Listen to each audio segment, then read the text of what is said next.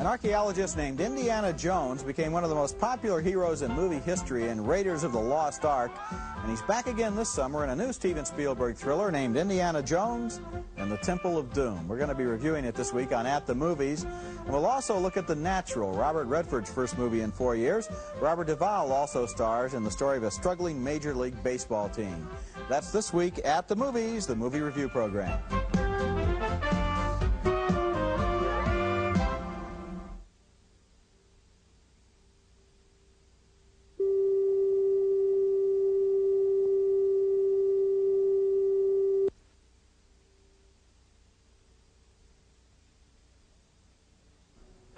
The new Indiana Jones picture, and also Robert Redford in The Natural. This week at the movies, the movie review program.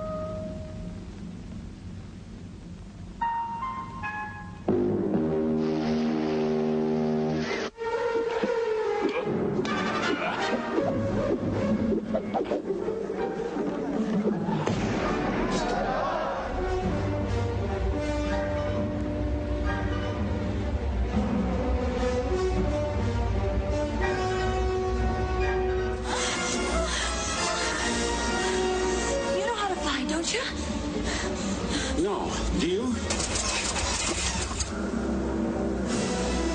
I think we got a big problem.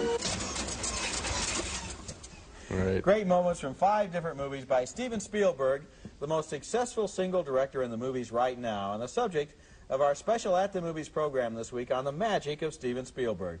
Across the aisle from me is Gene Siskel, film critic of the Chicago Tribune. And across the aisle from me, Roger Ebert, film critic of the Chicago Sun-Times. Now, what we're going to try to do on this show is try to figure out what every Hollywood executive should be trying to figure out, and that is, what does this guy Steven Spielberg know that the other directors working today don't know? What makes him so much more successful than any other director working today? What does he know about filmmaking? What does he know about what the audience wants from movies? Roger begins our investigation with one of the movies Spielberg made for television. Back in 1972, it's called Duel, and Spielberg was just 24 years old. And even then, he'd already been making movies for 8 years, starting when he was in high school in Phoenix, Arizona. The very first shot in Duel could almost serve as a symbol for Steven Spielberg's whole career. It begins with the screen pitch dark and mysterious, and then the camera pulls back and we see that we're inside a car, inside a suburban garage next to a split-level home. That's one of Spielberg's basic approaches. Miraculous, astonishing, sensational, and sometimes very dangerous things happen to ordinary, everyday people, usually from America's suburbia. In Duel, Dennis Weaver stars as a suburban salesman who makes the mistake of passing an oil tanker on the highway and gets into a deadly game of cat and mouse. The tanker driver seems determined to run him down and kill him.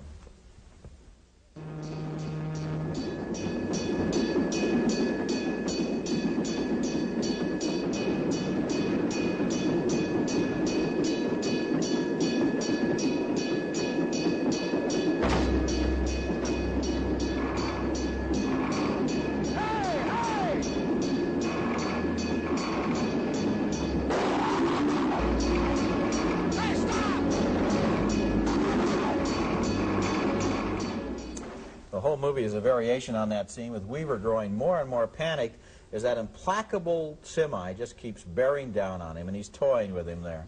Duel is classic filmmaking, a chase scene that's a whole movie long, and even this early film shows how good Spielberg is at making his chases work because he understands at a gut level the exact relationship between the pursuer and the pursued, between their positions, their speed, and their motives. The other element there is the way that everyday, beaten-up things like that old oil truck take on an almost supernatural personality, and usually in his films, that's the case. Something from everyday life will have the magic in it. Well, people are obviously going to link that with the shark in Jaws, which is described as an eating machine. This is a driving machine, a perfect driving and killing machine. Now, based on the success of Duel and other TV projects at Universal, Spielberg was able to get his first job directing a theatrical feature called Sugarland Express, which was sort of a modern-day Bonnie and Clyde story with Goldie Hawn and her husband on the run from the law, trying to hang on to her baby. Spielberg deserves the good marks he got for his direction of this picture, but the story was unfocused, and Hawn and her husband were quite downbeat, and so the story became quite downbeat. But he wouldn't make the same mistake twice, because his next film was Jaws, and Jaws was a very focused, easy-to-describe story with a shark that was eating everybody on Amity Island, and the shark had to be stopped. I once asked Spielberg to name his favorite private moment in Jaws, and he said it was the scene you're about to see, in which Roy Scheider, the police chief, swears at having to dish out some scraps for the shark. We laugh at that, and then we see something that stops our laughter. Stop playing with yourself, Hooper. Slow ahead, if you please. You heard him. Slow ahead.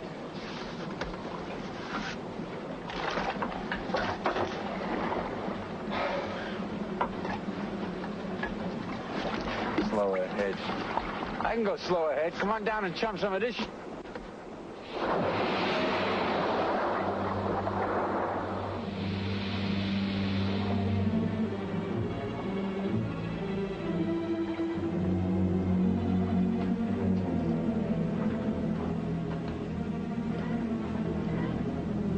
You're going to need a bigger boat. Great line. That was the first time we see the Jaws in Jaws, and it's a full hour into the movie, and that's one of the secrets of Spielberg, that he was wise enough not to show us his monster right away, as was done with the subsequent Jaws pictures that he did not direct. And what he liked about that scene was, you hear we bleeped out what Roy Scheider says, but he said he would sit in the back of an audience, and he would wait for that moment because the audience would laugh when they heard the obscenity and then scream. And so he turned a laugh, he said he enjoyed turning a laugh into a scream. And when you know that about him, then you can tell that Spielberg obviously enjoys manipulating his audience. I like the idea of him sitting back there waiting for that moment, guiding and directing the audience. And it's true, when you are in a Spielberg film, there is a sense that someone else is in control of your mind and your eyes. He is not just content to throw random pictures at us. He wants to run us and run us ragged, and we certainly experienced that in Jaws, the film that made him a star director. There's no doubt in my mind that Steven Spielberg makes just about the best pictures of anybody for seeing with an audience. I remember seeing Jaws in 1975 with about 1,200 people in Chicago. The audience would levitate simultaneously, 1,200 people, and then they would come down laughing with relief in a way because there was fear in the reason that they were scared and so forth. This is interesting, the way that he does what Hitchcock used to say that he liked to do, play the audience like a piano. And I'll tell you another thing that he's doing. You're right about suburbia. You have it in Duel. And you also certainly have it in Jaws with this exclusive little island. Here's Roy Scheider away from the big city cop, and now he's on the island, and these incredible things happen. And I think what Spielberg also knows, because he grew up in suburbia, is that he imagines he's the filmmaker now for the shopping center theater. Think about it. You have all these suburban people. It's not downtown with the people dressing up going to movies anymore. It's all these people driving into the parking lot, going to the suburban theater. They're boring. They're all dressed with the same little emblems on their clothes. They go in, and wow, they see people just like them, and then boom, something exciting happens. You got all these people hoping that something will happen to them that's exciting in their suburbs, and he delivers it. Gee, maybe E.T. is waiting out in the shed behind my house, right, eating my pizza at this very moment. Next at the movies, the magic of Spielberg continues with Close Encounters and Raiders of the Lost Ark.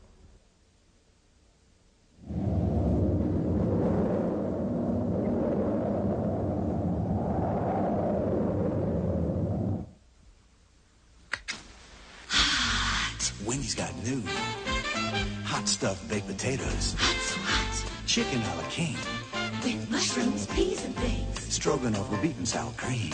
Good grief, They're too good to be true. They're new. Wendy's. Hot stuffed baked potatoes. These two new kinds are gonna blow your mind. Something better for Wendy's kind of people. What's the difference between a little fun and a lot? Shake loose, and loose. Definitely Doritos that go. I'm caught. Definitely Doritos. Doritos. Time flies. White lies. Takes two. Says who? Definitely. All right. Why not? Big shot Doritos. So, nacho cheese Doritos brand tortilla chips. Definitely. Lab work, classwork, clinical work. 15, 20 hours a day sometimes. That's medical school. If you get a headache, then it's take 2 Anacin and call me when the next class begins. Regular strength pain relievers stop at 650 milligrams, but Anacin gives you more medicine, 800 milligrams. More medicine is interesting, but no more pain. That's what medicine is for. Anacin, more medicine. The trouble with the average bargain trash bag is that what goes in doesn't always stay in. Now this is the improved Glad 3-ply trash bag. It's been improved with Stress Flex. Plastic so strong, it stretches instead of breaking. So it fights punctures better than ever before. After all, what goes in ought to stay in. The Glad 3-ply, improved with Stress Flex. #1 just got stronger. Now let's look at what in many ways is still the most ambitious movie that Steven Spielberg has ever made, Close Encounters of the Third Kind from 1977. This was definitely a movie that combined everyday American life with a wild flight of the imagination. It starred Richard Dreyfuss as a suburban guy who started getting these strange compulsions to build little mountains out of his mashed potatoes and leave home and go to a place where he was sure something wonderful was going to happen. And here's a scene that contains one of the most famous single shots in any Spielberg film, the first moment when we realize that perhaps mankind is not entirely alone in the universe. 1047.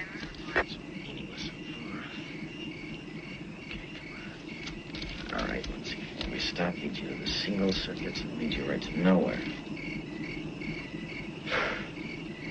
And Mary 10.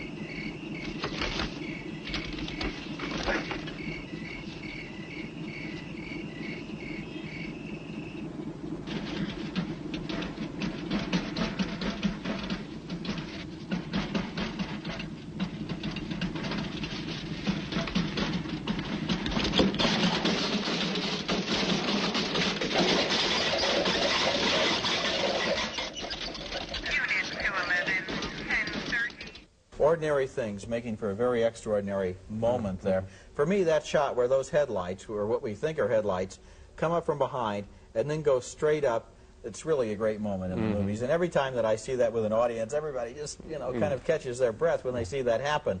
That shot was probably relatively simple to do, but it contains almost as much of a sense of wonder as even the climax of Close Encounters when that immense and beautiful mother spaceship appears over the top of the mountain. The shot also contains something that is childlike in its simplicity, the idea that even in this very real world, not everything has to happen exactly the way we expect it to.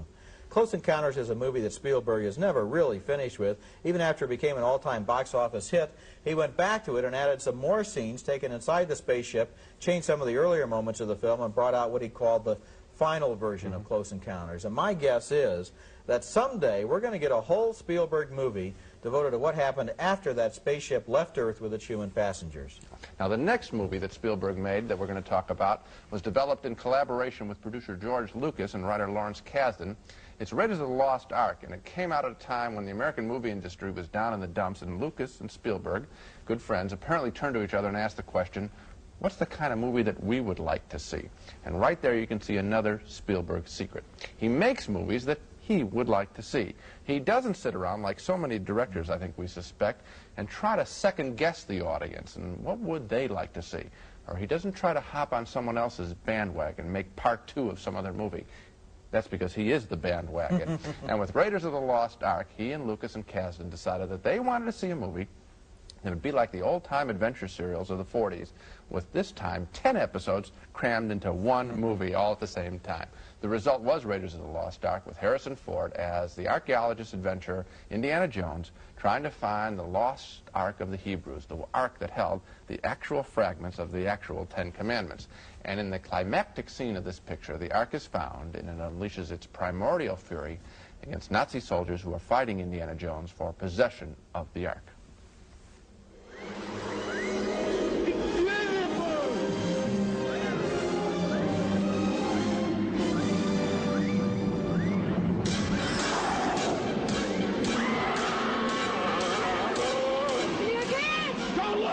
Keep your eyes shut!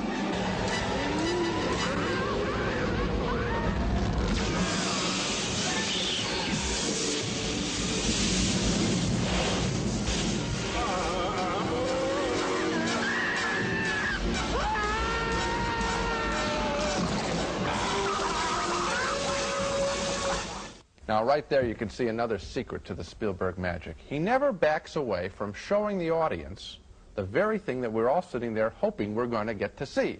He holds back, it's true, the shark from Jaws for a full hour, but then he does show it full screen, open mouth. He holds back showing the creatures in Close Encounters, but then when we do get to see them, we see them up close. Remember that tear in the eye, that beautiful, beautiful shot?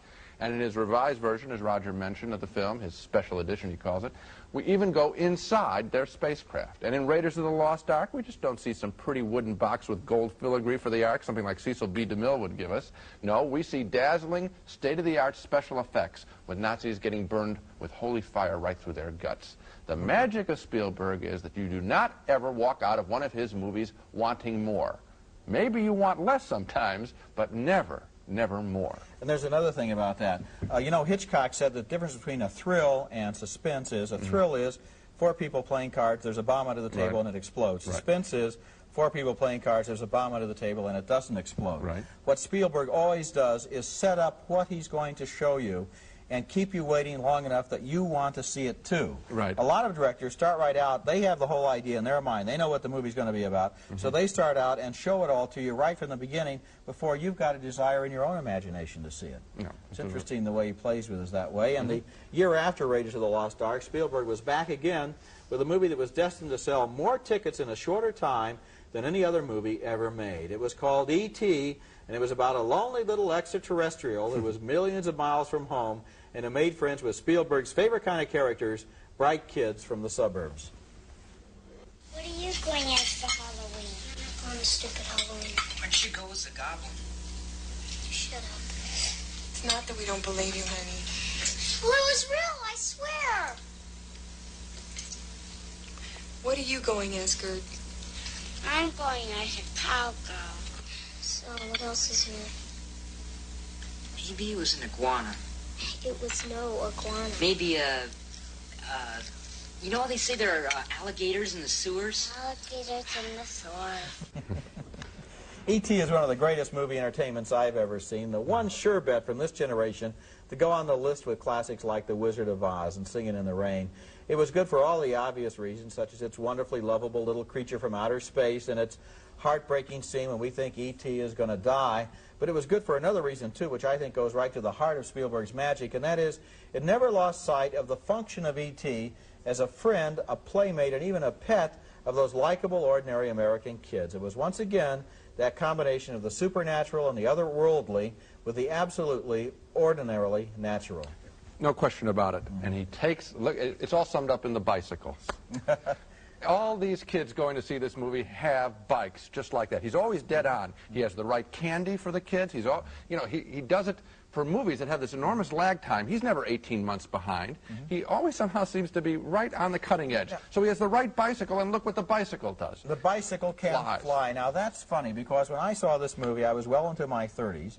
And yet, when I was a kid and I had that bicycle, I always imagined in my mind as I was riding down the street that the bicycle could fly, that it was an airplane and I was a pilot.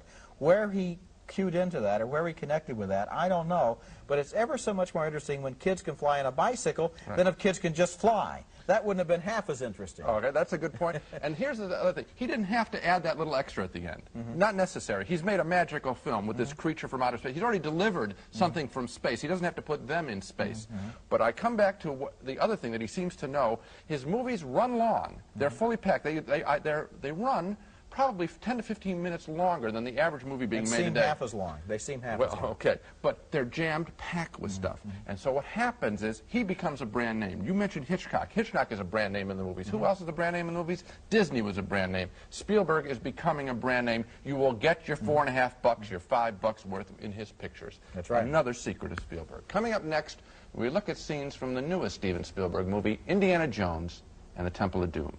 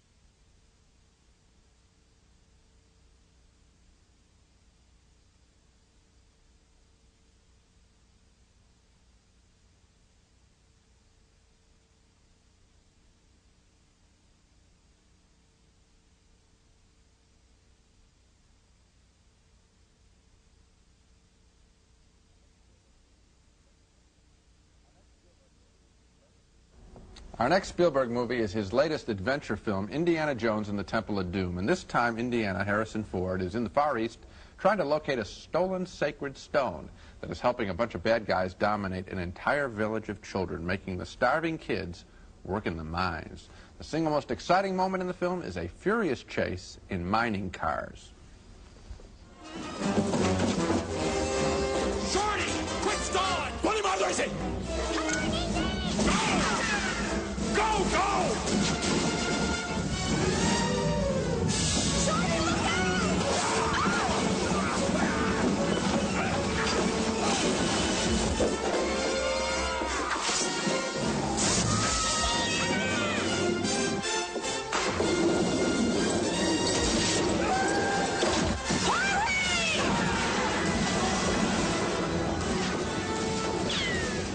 Those are his helpers in the picture, a cute little Chinese kid and a nightclub floozy. But I want to focus on the technical quality of that chase, the sound, the editing, the music, the special effects. Another Spielberg secret is that he always assembles a team of fine craftsmen in his pictures who he then allows to really go whole hog and push the state of their art. I enjoyed, for example, seeing Ben Burtt's name as the sound designer on this picture. He did such a terrific job on the last Star Wars film. Also, editor Sheldon Kahn, who's worked on 5 Spielberg movies. And, of course, the composer, John Williams, who has won Oscars twice for Spielberg films, Jaws and E.T.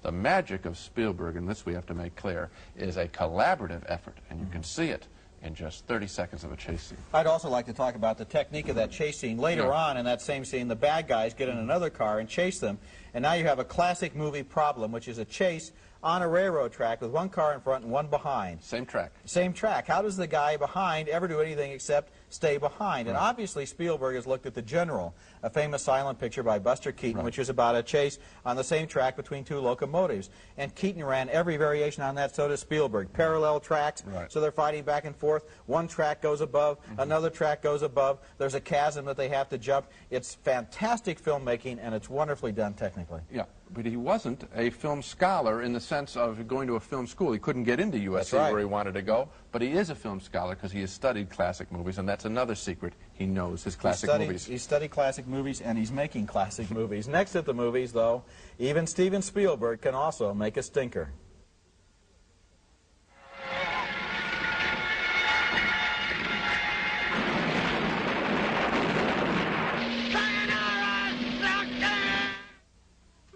Tennis is my life. You'll never get my outfit really white with a bleach for colors. Relax. I'm using new advanced whitening formula, Clorox 2. Advanced whitening formula? Now, Clorox 2 all-fabric bleach whitens like a liquid bleach and safely brightens colors. Are you sure? You'll see. Wow, new Clorox 2 does whiten like a liquid. And my colors? Beautiful. Tennis, anyone? New advanced whitening formula, Clorox 2, whitens like a liquid, safely brightens colors.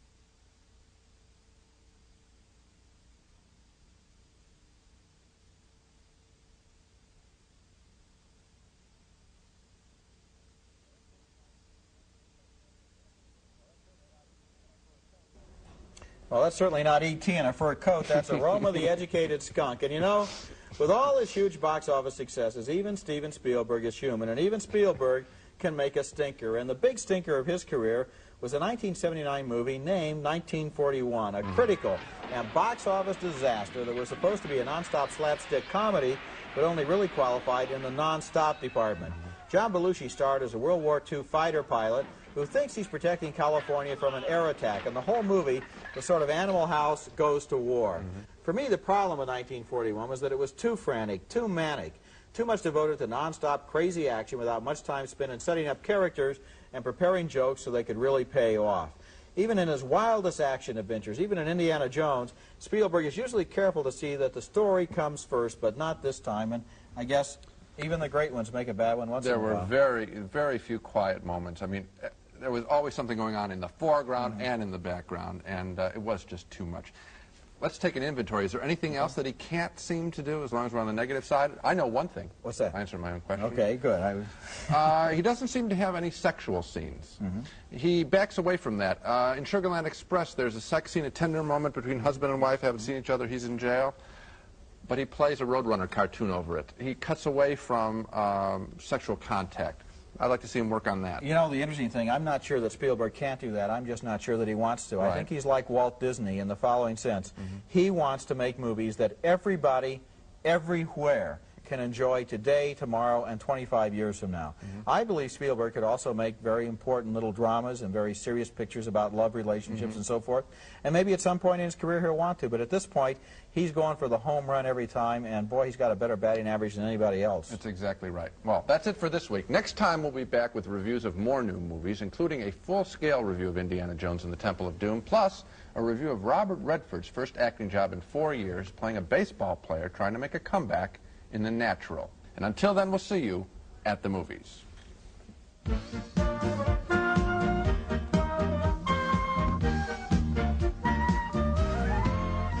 Pan American, whether it's business or pleasure or a little bit of both across the country and around the world, Pan Am, you can't beat the experience.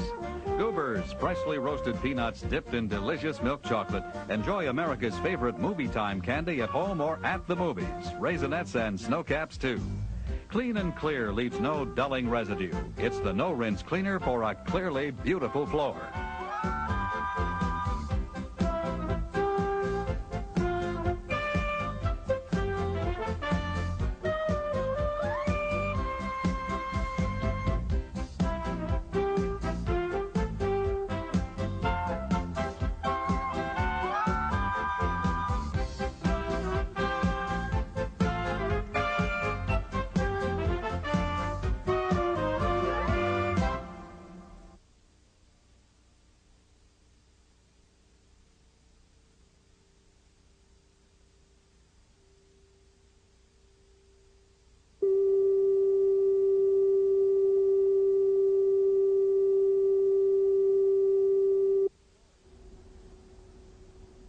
The story of the mutiny on the Bounty has been told twice before on film, once in a 1935 Academy Award-winning version with Charles Lawton as the evil Captain Bligh, and once again in 1962 with Marlon Brando as the mutinous Fletcher Christian. Now, you would think it would be hard to top Lawton and Brando, but the new film called The Bounty is certainly their equal by telling a fresh version of a familiar story of a group of English sailors who land in a Tahitian paradise, lose themselves in the culture there, and then rebel when forced back into the regimen of military life.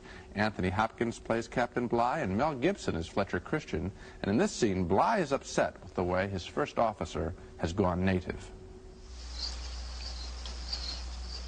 3 men jumped ship last night. Churchill was one of them. You don't seem surprised. Now that it's happened, no, I'm not surprised. But I must say I'm no longer surprised myself when I see the example being set by my first officer. Just look at yourself, man. Look at the way you're dressed. Come on. You're no better than one of these natives. At least I am no worse. Terrific acting there. The secret to this film is that Bligh is not played as totally evil. You can understand his position in this film. He's trying to do his job. Nor is Christian played as totally good. He's a little loose, a little carefree. These are lively, talented, and flawed characters, and we watch this movie not looking so much at the scenery, but at the two of them, studying how they react to this stressful situation. The Bounty thus works as a personal as well as an ocean-going drama, and I'm Gene Siskel at the movies.